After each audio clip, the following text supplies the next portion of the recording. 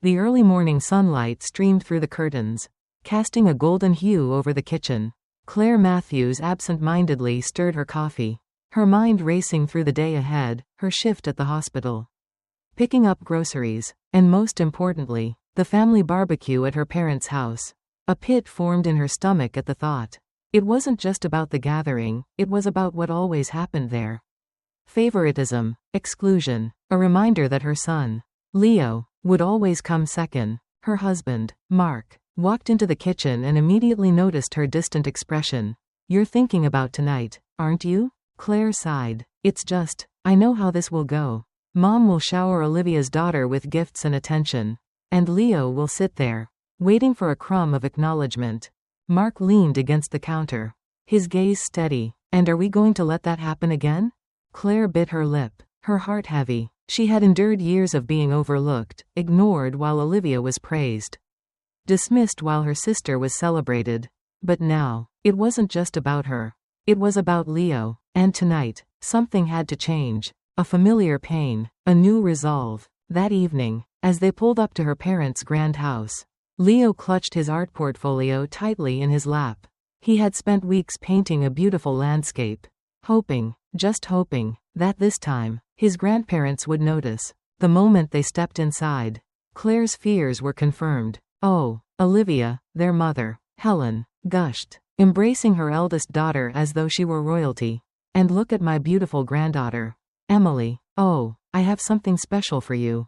Helen pulled out a lavishly wrapped box, revealing an expensive jewelry set.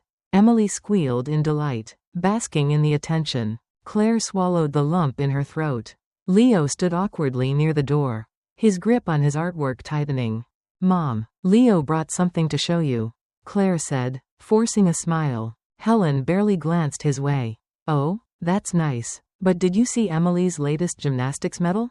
She's so talented." Claire saw it then, the tiny flicker in Leo's eyes. The moment hope died, she clenched her fists. Enough. At dinner, her father, Richard, grilled thick, juicy steaks, handpicking only the best cuts for Olivia, Emily, and himself. But when he reached Leo's plate, he placed a burnt, charred slab of meat in front of him. Laughter filled the table. "It's just a little crispy. Toughens you up," Richard chuckled, nudging Olivia. Claire's heartbeat pounded in her ears. Her son sat motionless, staring at the blackened meat while his cousin chewed on a perfect, tender slice. Then, Leo did something Claire had never seen before. He pushed his plate away, eyes brimming with unshed tears. He whispered, "I'm not hungry." Claire's hands trembled. The moment had come. She slowly stood up, her voice steady but cold. "We're leaving, and you have no idea what's coming next." The car ride home was eerily silent.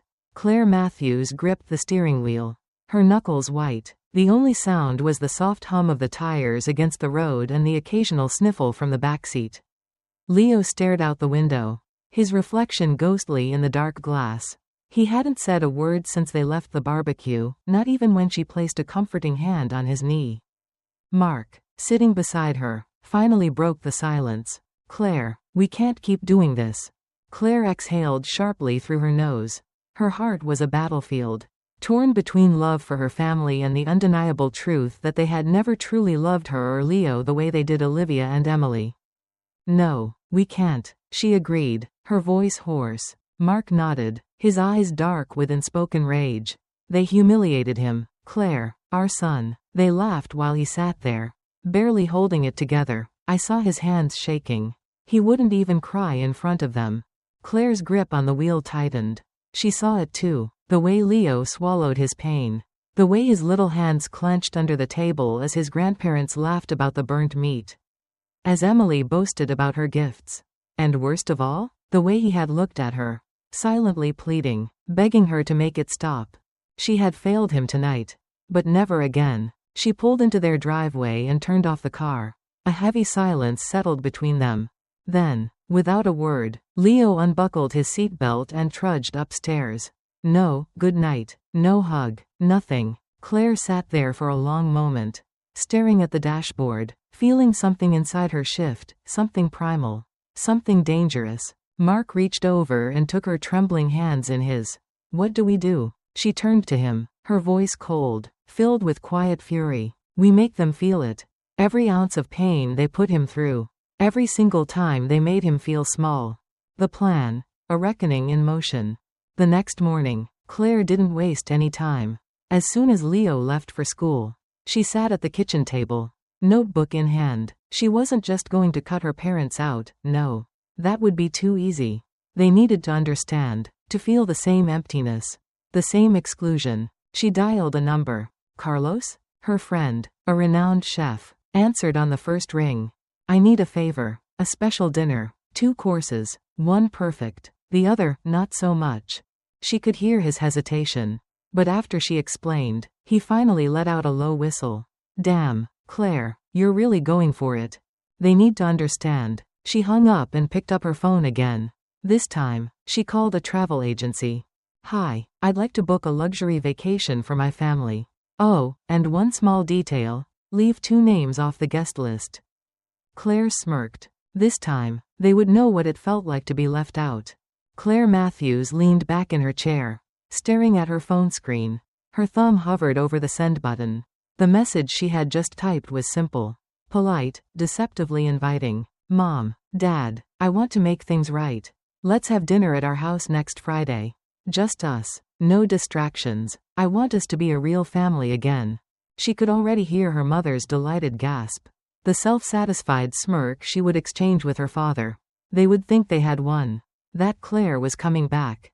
Tail between her legs, begging for their acceptance. But oh, how wrong they were. Claire sent the message. Within seconds, 3 dots appeared. Mom, I'm so glad to hear this. Sweetheart, of course. We'll come. Let's leave the past behind and move forward as a family. Claire smiled darkly. Leave the past behind? They had left Leo behind. They had fed her son scraps while Emily got a feast. They had made him feel like nothing. They weren't moving forward. They were about to experience a long overdue reckoning. She locked her phone and turned to Mark, who was leaning against the kitchen counter, arms crossed. They bought it. They're coming. Mark gave a short nod, his face unreadable. Are you sure about this? Claire's lips curled into a smirk. It's too late to back out now. The night before the dinner, Claire stood in her pristine kitchen, watching Carlos, her trusted chef, prepare 2 vastly different meals. The scent of rosemary-infused filet mignon filled the air, mingling with the rich aroma of truffle mashed potatoes and sautéed asparagus. On the other side of the kitchen counter, a different kind of dish was being prepared, overcooked. Rubbery chicken, a dry, bland slab of meat that had been burned at the edges, just as Leo's steak had been. Carlos set the plates side by side and let out a low whistle. This is brutal. Claire crossed her arms, eyes cold. Not as brutal as what they did to my son. She took a sip of her wine and moved to the dining room, where she had set the table meticulously. Crystal glasses, candlelight, the illusion of warmth. 2 plates, the exquisite meal, were placed in front of her and Mark's seats. Across the table, the punishment plates. She ran a hand along the tablecloth, exhaling. Tomorrow, they'll feel it. Mark walked up behind her and rested a hand on her shoulder. And when they do, what then? Claire turned, meeting his eyes with quiet resolve. Then they'll understand what it feels like to be discarded. The evening air was crisp as Claire Matthews stood at the entrance of her grand dining room, her heart thumping in controlled anticipation. The room was lit with warm, golden chandeliers, casting an inviting glow over the long mahogany table. The scent of freshly baked bread and seared steak filled the air, a masterful illusion of hospitality. The doorbell rang, its chime a trigger for what was to come. Claire exhaled, glancing at Mark. His expression was unreadable, but she knew him well enough to see the tension in his clenched jaw. She smoothed her dress, then walked to the door and pulled it open. There stood Barbara and Frank Matthews, dressed impeccably as always. Barbara's pearl necklace glimmered under the porch light. Her lips stretched into a polite, victorious smile, the kind that said, "Finally, Claire has come to her senses." Frank, ever the proud patriarch, gave a firm nod. "Nice place, Claire." Claire smiled back, though her grip on the doorknob tightened. "Welcome. Come in." As they stepped inside, their eyes immediately roamed over the carefully curated decor.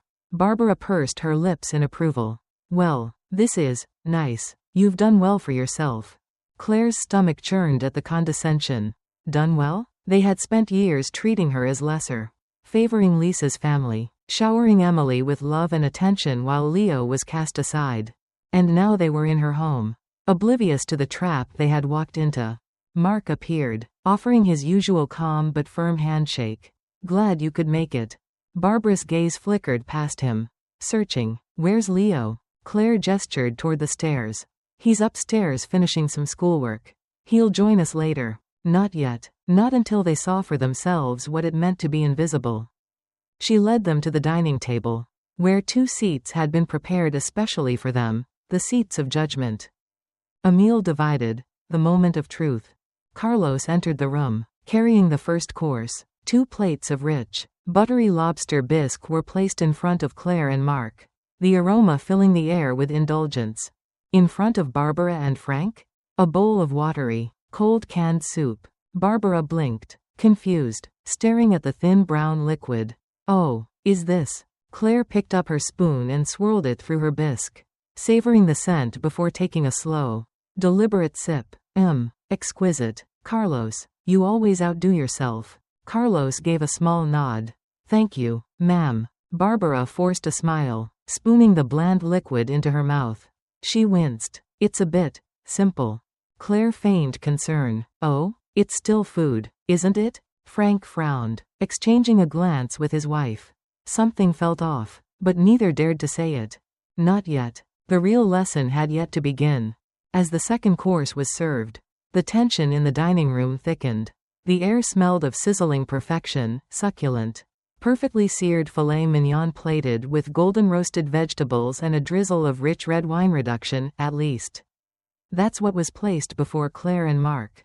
For Barbara and Frank? A slab of blackened, dry, and utterly unappetizing meat. Its edges were charred, its center overcooked to a stiff, unyielding mass. It was a mirror image of the burnt meat they had so carelessly tossed onto Leo's plate at the family barbecue.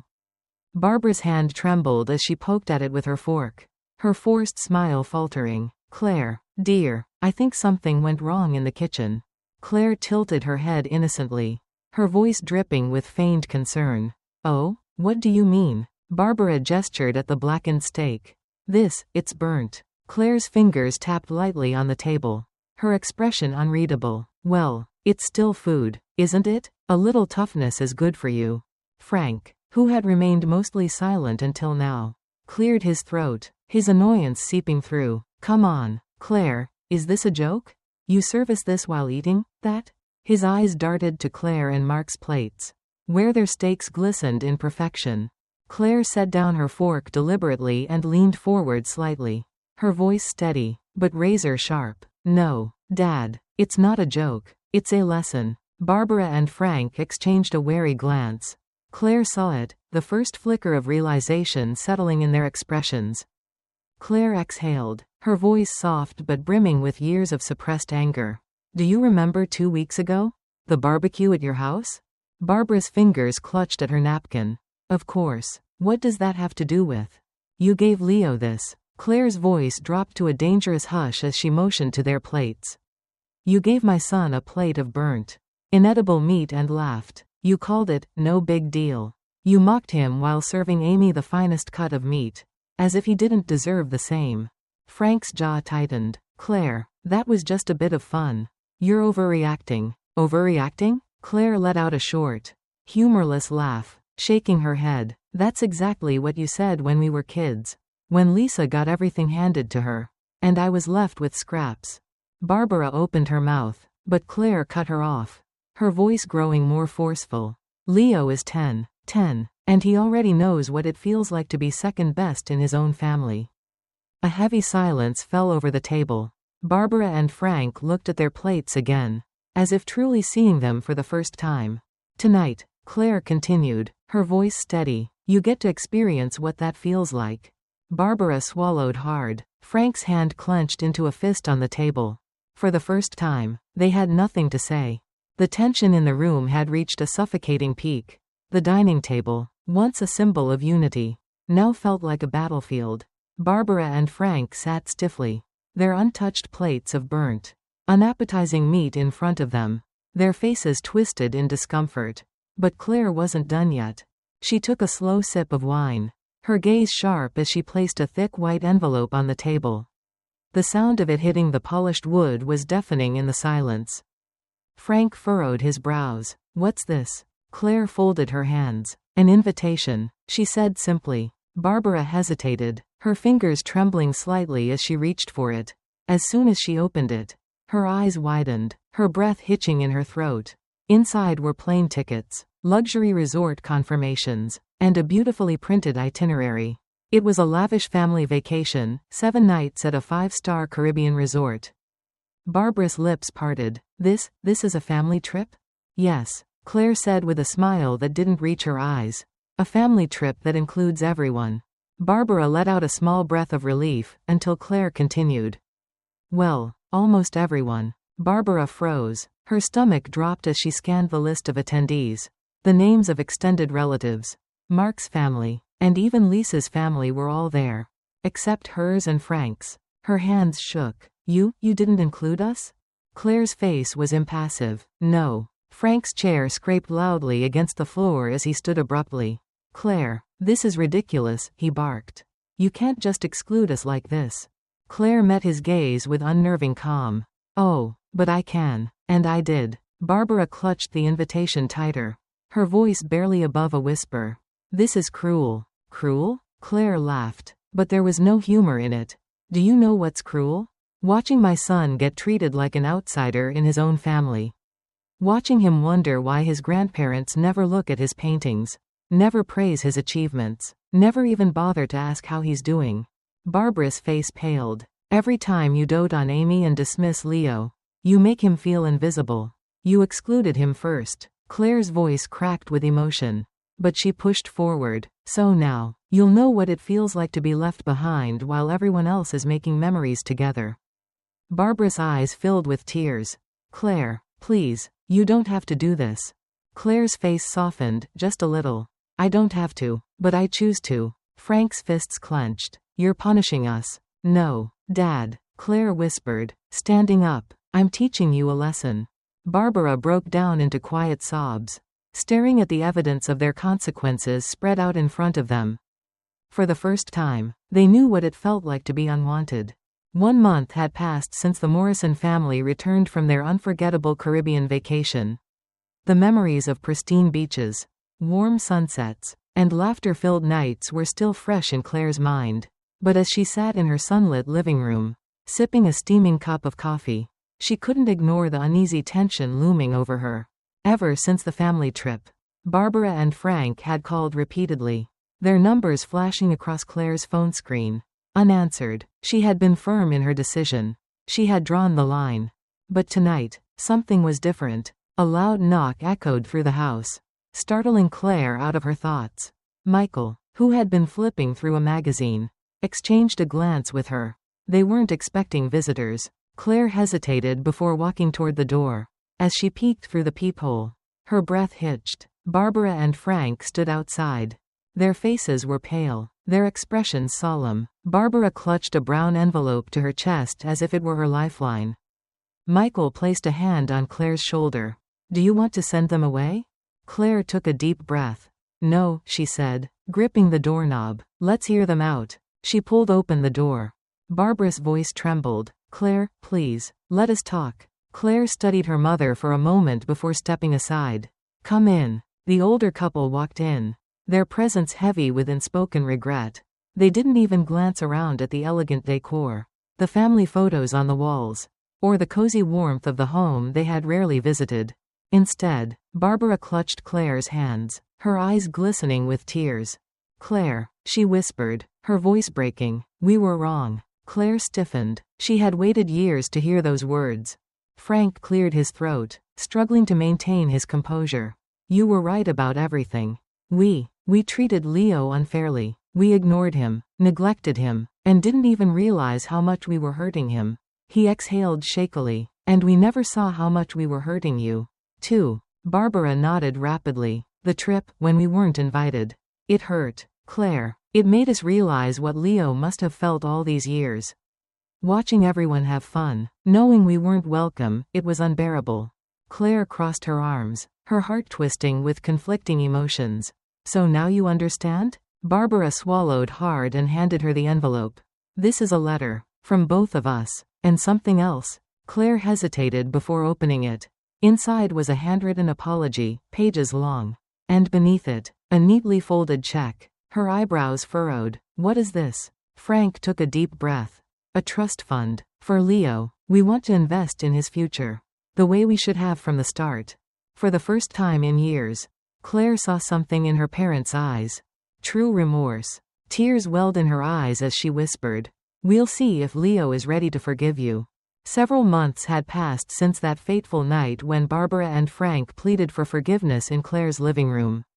The days that followed had been a roller coaster of emotions, hesitation, resentment, cautious hope. Could her parents truly change after years of neglect?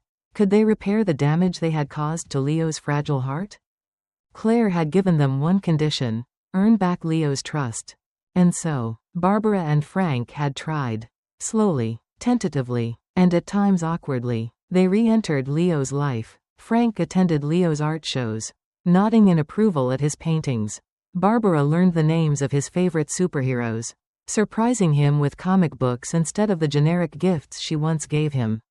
They no longer compared him to Amy, no longer dismissed his interests. But was it enough? One chilly autumn afternoon, Claire was preparing hot chocolate when she heard the front door open. Leo ran inside, his cheeks flushed from the crisp air, excitement dancing in his bright eyes. "Mom, Grandma and Grandpa took me to the art museum today." Claire set the mugs down. "Oh?" She glanced at Barbara and Frank, who stood behind Leo, waiting anxiously for her reaction. Leo beamed, pulling out a sketchpad filled with drawings. "Grandpa helped me with perspective. And Grandma bought me these cool watercolor brushes." Barbara smiled softly. "He has a real gift." Claire. A lump formed in Claire's throat. Was this real? Had they finally seen him for who he was, not as a shadow of Amy? Not as an afterthought, but as Leo, their grandson? Leo noticed the silence and tilted his head. "Mom, are you okay?" Claire forced a smile. "I'm fine, sweetheart." That evening, as the family sat around the dinner table, a sense of warmth filled the air, a warmth that had once been absent. There was laughter, genuine conversation, and, for the first time, Claire didn't feel like she had to defend Leo from his own grandparents. After dessert, Frank cleared his throat and placed an envelope on the table. "Claire, we've been talking, and we'd like to do something for Leo." She hesitated before picking it up. Inside was a certificate for a fully funded summer art camp, one of the most prestigious in the country. Claire gasped. This is incredible." Leo's eyes widened. "I can go?" Barbara reached across the table and took Claire's hand. "We want to support him. The way we should have from the start." Claire swallowed the lump in her throat. For so long, she had doubted their sincerity, assumed they would eventually revert to their old ways.